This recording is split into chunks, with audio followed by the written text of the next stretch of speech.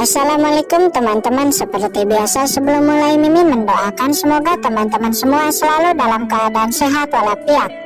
Oke, kali ini kita akan melanjutkan Martial Master versi novel bagian 429. Bagi yang baru bergabung, selamat bergabung. Dan bagi yang belum subscribe dulu lah agar Mimin tambah semangat lagi nih bikin videonya. Oke, kalau sudah kita langsung masuk ke isi ceritanya.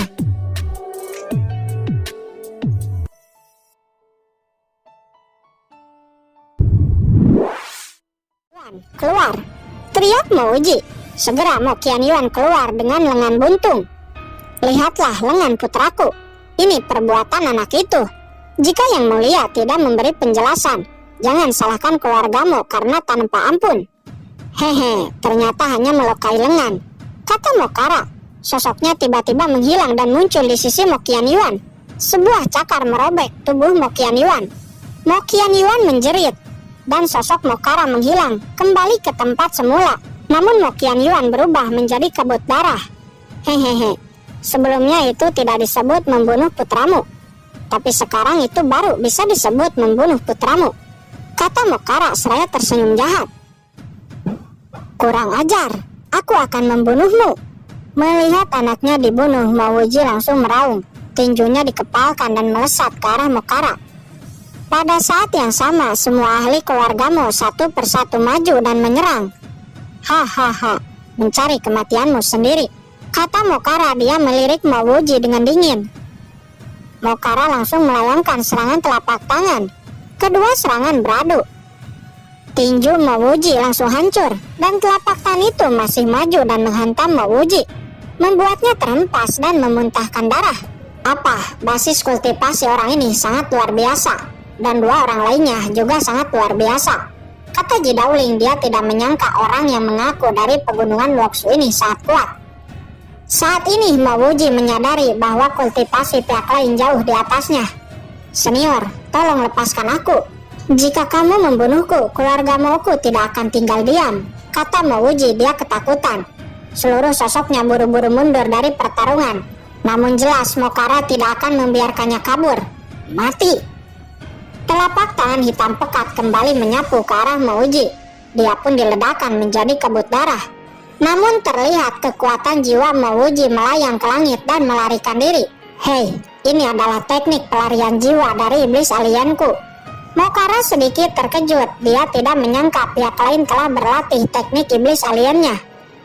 Tapi di depan Mokara, trik kecil Mouji ini benar-benar tidak berguna. Dia menjulurkan tangannya. Kekuatan tak terlihat menyapu dan menelan jiwa itu menjadi ketiadaan. Jiwa Mouji menjerit ngeri sebelum akhirnya musnah. Di sisi lain, skeleton cabang dan gucang kuno juga mulai bergerak. Jie.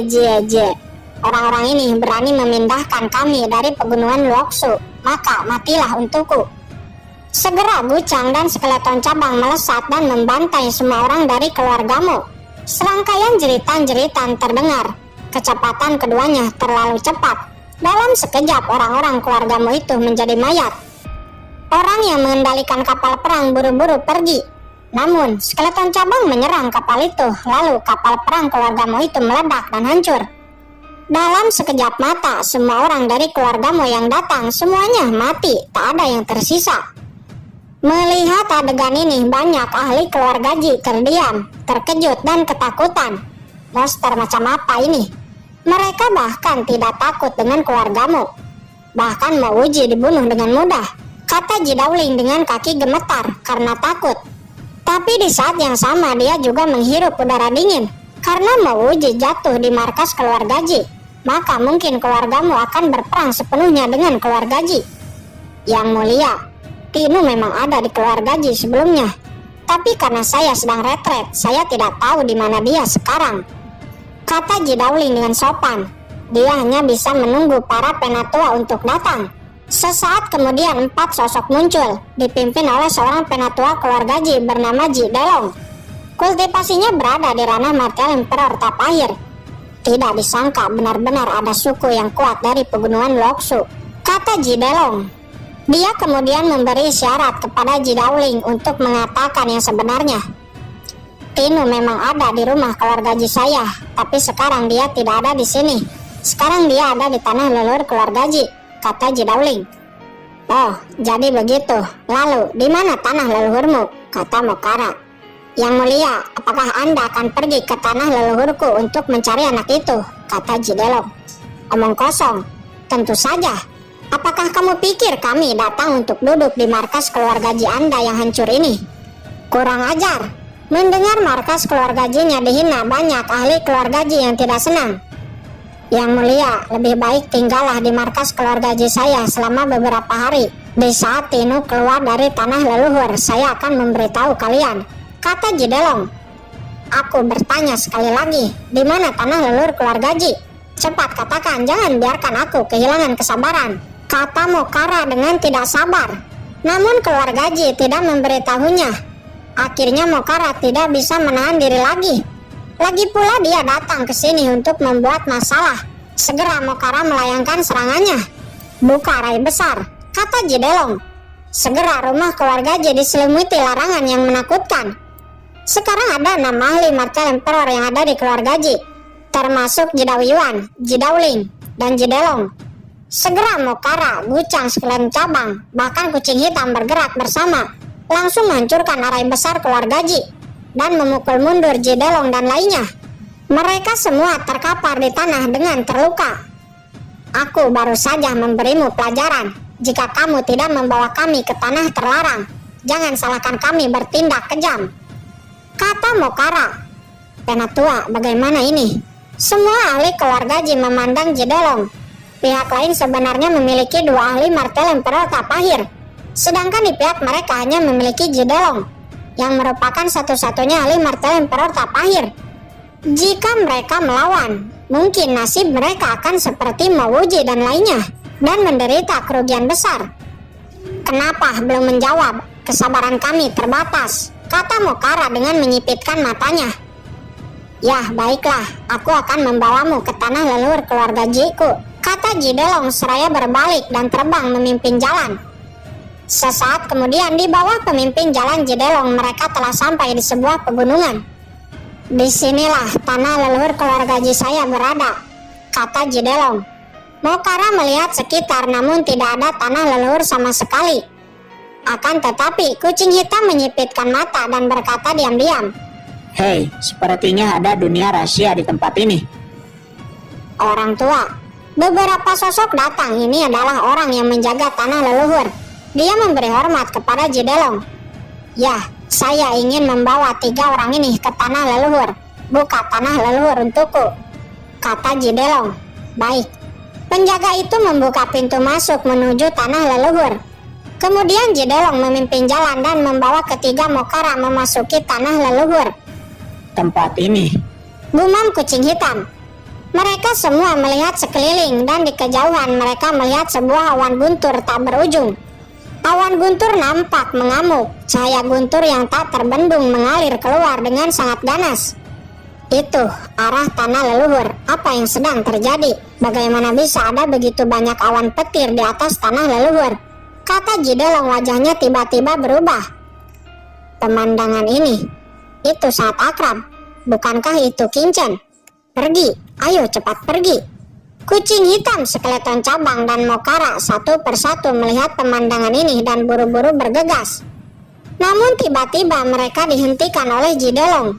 Tunggu, sedang terjadi sesuatu di tanah leluhur saya. Saya akan melaporkan dulu hal ini kepada leluhur lebih dulu. Hahaha, perhatikan apanya.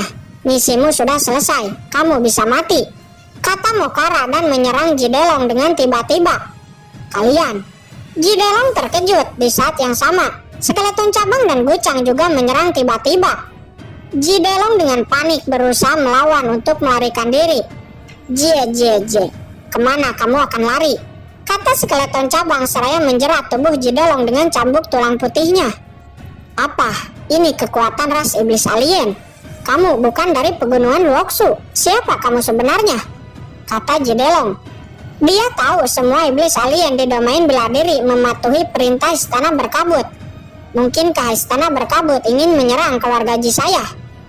Tapi itu tidak mungkin karena keluarga Ji saya telah bekerja sama dengan istana berkabut. Lalu siapa mereka?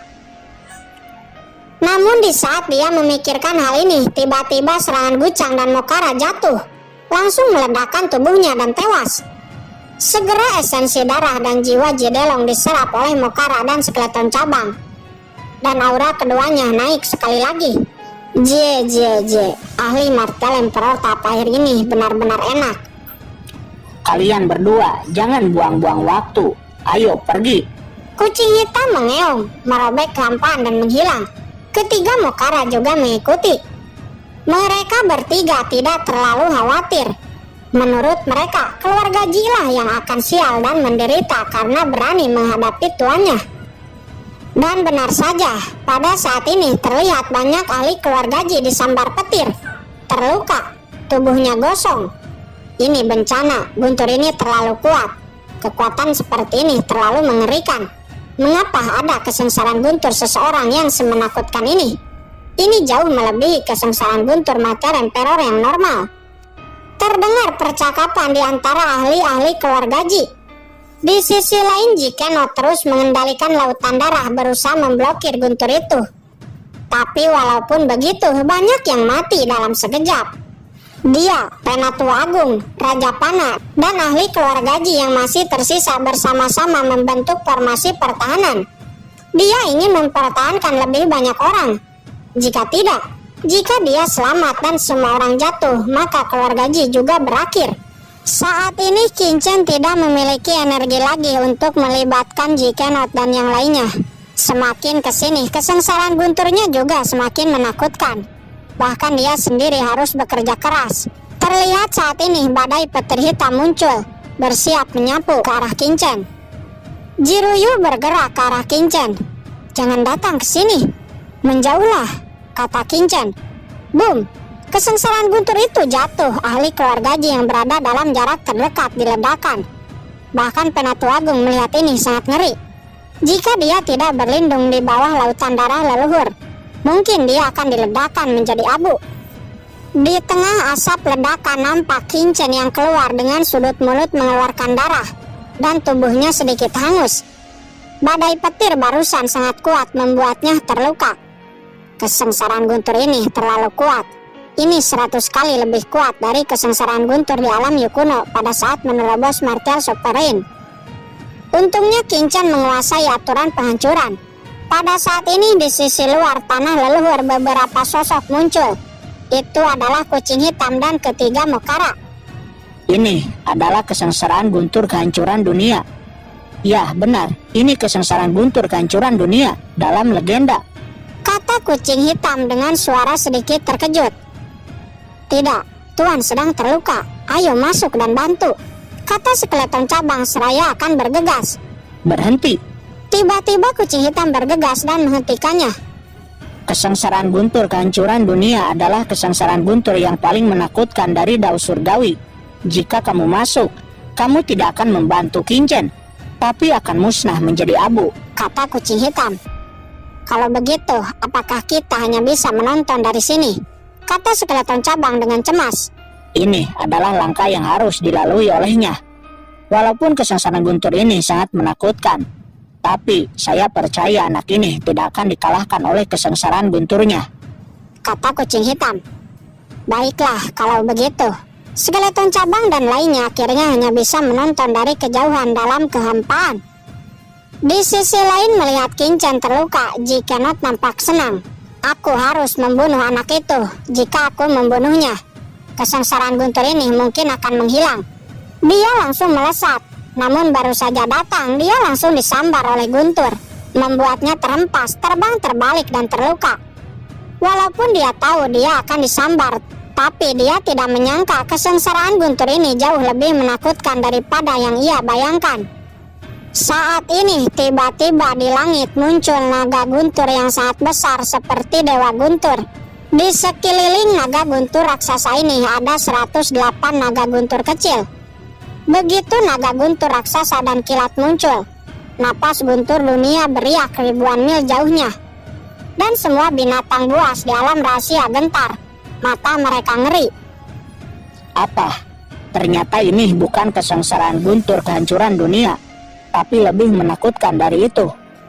Kucing hitam terkejut. Kesengsaraan guntur kehancuran dunia sangat langka. Hanya jenius yang menakjubkan yang dapat memengaruhinya. Dan di masa depan dia memiliki harapan untuk menjadi kekuatan terkemuka di dunia dan mengambil alih benua. Tapi sekarang kesengsaraan guntur kincen lebih mengerikan. Ini adalah kesengsaraan guntur naga surgawi. Begitu anak ini tumbuh, itu akan mempengaruhi nasib benua dan juga tujuanku, kata kucing hitam. Jantung kucing hitam berdetak sangat kencang, terkejut dan gugup. Di saat yang sama, ini juga adalah ujian yang besar bagi Kincen. Nah, kamu harus dapat menghadapinya, gumam kucing hitam itu dengan penuh harap. Di sisi lain, jantung leluhur keluarga Jiji Kenot berdetak sangat kencang. Begitu sosok guntur ini muncul, dia tercengang. Sebagai leluhur keluarga Ji, dia sangat berpengetahuan. Tapi ini adalah pertama kali dalam hidupnya dia melihat energi petir berubah menjadi naga tak berujung. Itu terlalu mengerikan.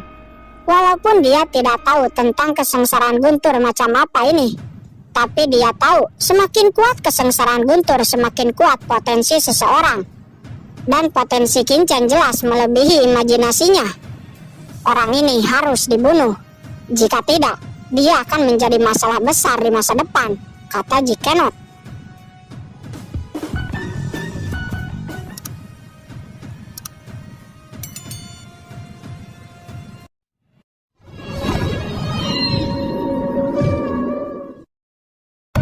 Oke guys, sudah dulu ya. Jangan lupa subrek biar lanjut terus ceritanya.